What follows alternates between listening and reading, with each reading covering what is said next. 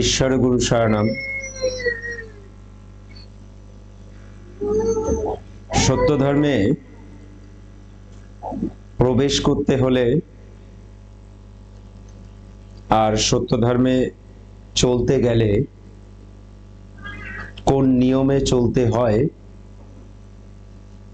সেটা একটু বিস্তারিত জানাচ্ছি।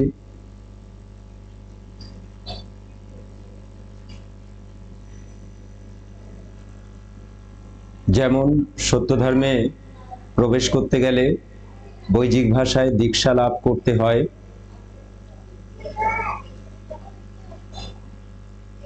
পাপ গ্রহণ অভেদ জ্ঞান পূর্বক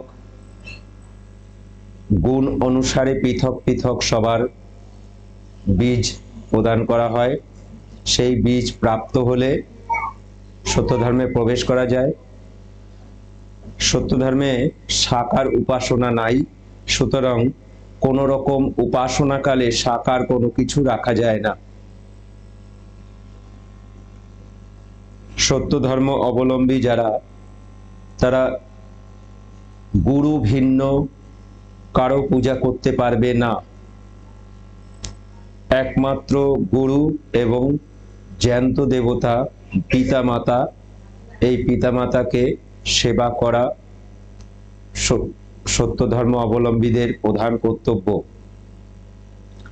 আর কারো পূজা করতে পারবে না। সত্য ধর্ম অবলম্বী পৃথিবীর যত ধর্ম প্রণালী আছে, কোন ধর্মে থেকে যদি সত্য ধর্মে প্রবেশ করে তাহলে ওই ধর্মের আচরণ বিধি যা থাকতে পারে, কিন্তু তার সে কখনোই বলতে পারবে না আমি এই ধর্ম অবলম্বী। সে কিন্তু সত্য ধর্ম অবলম্বী হবে। এবং সত্য ধর্ম অবলম্বী তারা হিন্দু নয়, সত্য ধর্ম অবলম্বী খ্রিস্টান নয়, সত্য ধর্ম অবলম্বী মুসলিম নয়। ইহলোকে যতগুলো ধর্ম প্রণালী আছে, ইহলোকের যতগুলো ধর্ম প্রণালী আছে, এই সব ধর্ম প্রণালীর ভিতরে পড়ে না সত্য ধর্ম। সুতরাং সত্য ধর্ম অবলম্বী একটি স্বতন্ত্র ধর্ম। সত্য ধর্ম অবলম্বীগণ পূজা বলতে একমাত্র গুরু পূজাই প্রধান। আবার গুরু পূজায় গুরুদেবের ছবি থাকতে পারে বা মূর্তি থাকতে পারে, সেটা সঠিক হতে হবে। এবং সত্য ধর্ম অবলম্বীগণ আচার আচরণ সত্য পরায়ণ হতে হবে। সত্য ধর্ম অবলম্বীগণ দ্বিচারিতা তাদের চলবে না। সত্য ধর্ম অবলম্বীগণ কোন রকম প্রাণন্তেও মিথ্যা কথা বলতে পারবে না। সত্য ধর্ম অবলম্বীগণ এগুলো সবই অভ্যাসের দ্বারা সম্ভব।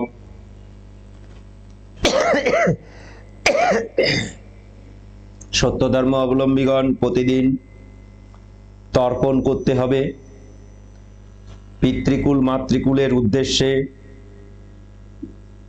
তর্পণ করতে হবে। এবং সত্য ধর্ম অবলম্বীগণ প্রতিটা উৎসব তাদের বাধ্যতামূলক করতে হয়। সত্য ধর্ম অবলম্বীগণ নিজেদের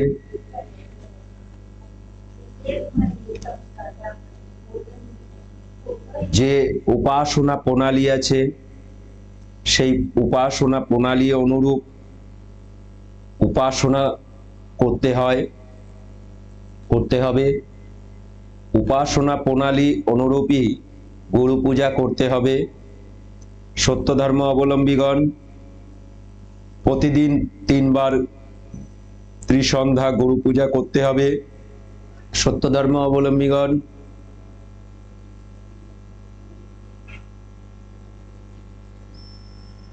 সকলকে সহোদর এবং সহোদরা মানে ভাই বোন বিচারে জ্ঞান করতে হয়, সকলকে সেইভাবে দেখতে হয়। সত্য ধর্ম অবলম্বীগণ আমি যে এই যে নিয়মগুলো বলছি এগুলো সত্য ধর্ম অবলম্বীগণ করতে হবে। যারা এই নিয়ম পালন করেন, একটি মাত্র নিয়ম পালন করবে না, সে সত্য ধর্ম অবলম্বী হতে পারবে না। এবং দ্বিচারিতা এখানে স্থান নেই। সত্য ধর্ম অবলম্বী একবার হয়ে গেলে সে কিন্তু, যারা সত্য ধর্ম অবলম্বী না তাদের দেখলেই বুঝতে পারবে। সত্য ধর্ম অবলম্বীদের প্রতিদিন 3 ঘন্টা উপাসনা করতে হবে কমপক্ষে। সত্য ধর্ম অবলম্বীগণ দীক্ষা পাওয়ার পর ব্রহ্মচর্য অবলম্বন করতে হবে। সত্য ধর্ম অবলম্বীগণ ব্রহ্মচর্যর পর থেকে সারা জীবনটাই নিরামিষ খাবার খেতে হয়। গুরু বিবেচনা করে দেবেন তিনি তারপরে থেকে কিভাবে চলবে, কেননা সত্য ধর্ম প্রথম সিঁড়ি হচ্ছে সমদর্শন। সমদর্শনে 6 মাসের মধ্যে সত্য ধর্ম অবলম্বীগণ 6 মাসের মধ্যে দেবদেবীর সঙ্গে কথোপকথন, সে দেবত্ব অর্জন করতে পারে ওই সাধনায় সিদ্ধি লাভ করলে। সুতরাং সত্য ধর্ম অবলম্বীগণ হতে গেলেই ওই সাধনা অবশ্যম্ভাবী, মানে সাধনায় নামতে হয়। সত্য ধর্ম অবলম্বীগণ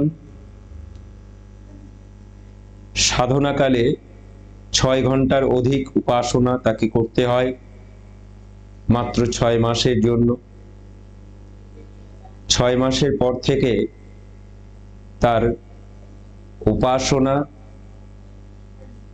বিভোর হয়ে থাকতে সমর্থ হয়, ক্ষুধাহীন তৃষ্ণাহীন নিদ্রারহিত অবস্থা লাভ করতে পারে। তারপরে থেকে তার গুণ দেখা যাবে। এগুলো সবই পুরো এই যে লিস্ট আমি বললাম এই লিস্টের উপর চলতে হবে। সত্য ধর্ম অবলম্বীগণ যে উপাসনা প্রণালী আছে সেখানে প্রেমের উপাসনা, কাম বিষয়ক শব্দ কোনো রকম গান ব্যবহার করতে পারবে না, কোনো রকম শব্দ ব্যবহার করতে পারবে না, তাহলে মাতৃহত্যা 10 গুণ পাপ হবে এবং প্রেম ভঙ্গের পাপ হবে। সত্য ধর্ম অবলম্বীগণ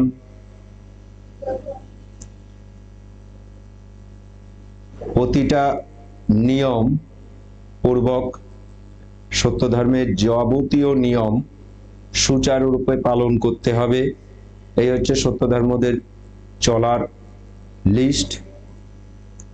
এর থেকে বিপরীত যারা কিছু কাজ করবে তাদের চিহ্নিত করে রাখা খুব দরকার, কেননা তাদের মুখের সামনে কোন রকম সত্য ধর্ম অবলম্বন অকপটে সত্য কথা বলতে হবে। সত্য ধর্ম অবলম্বীদের যাতে সবাই বুঝতে পারে এরা সত্য ধর্ম অবলম্বী, সবাই যেন ভীত সন্তুষ্ট হয় যে এর সামনে কখনো মিথ্যা কথা বলা যাবে না, আমি যদি মিথ্যা কথা বলি ধরে ফেলবে। এইগুলো সত্য ধর্ম অবলম্বীদের। এবং পিতা মাতার সেবা সত্য ধর্ম অবলম্বীদের করতেই হবে, বাধ্যতামূলক।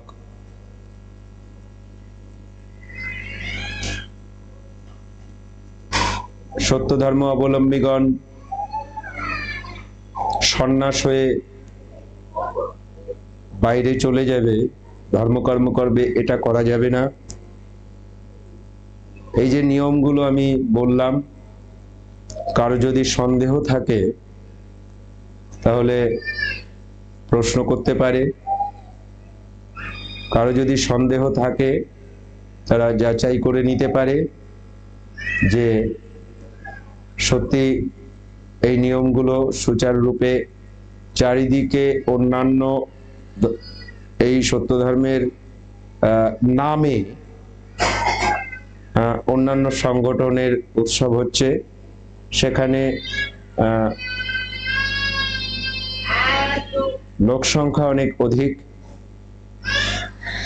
কিন্তু লোক সংখ্যা দিয়ে কি হবে যদি সাধকই না থাকে? কারণ সত্য ধর্মের নিয়মে প্রতিটা গৃহে একত্বপ্রাপ্ত সাধক থাকার কথা। দেবত্ব অতি সামান্য বিষয়। এই বিষয়গুলো সবার ভেতরে একটু বিবেচনা করতে বলছি। সত্য ধর্ম অবলম্বী যারা, তাদের আচার আচরণ পৃথিবীর সমস্ত ধর্ম অবলম্বীদের থেকে সম্পূর্ণ আলাদা। তাই